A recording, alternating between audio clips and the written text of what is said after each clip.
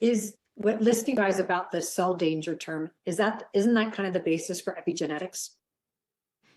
Yes. So, I mean, epigenetics is the study of, thumbs up there.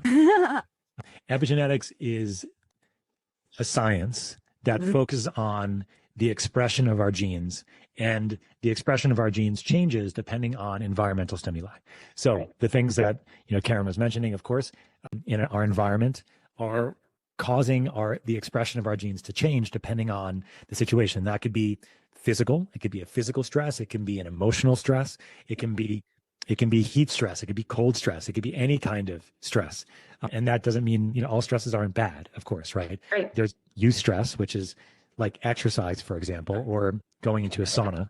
And then there's distress, which is stress that's not good for us. The stress can be acute. It could be like trauma, or it can be, stress that doesn't go away because we have continued anxiety related to something, right? So all of these do affect our epigenetics. They do affect the expression of our genes. And we have another module that's very specific on teaching people, clinicians, on how to understand epigenetics.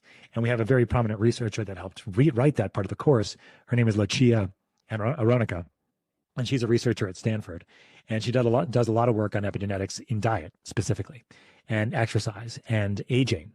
These are all very interesting topics within the epigenetics field. So the cell danger response, in the end, is how our physiology operates in real time always.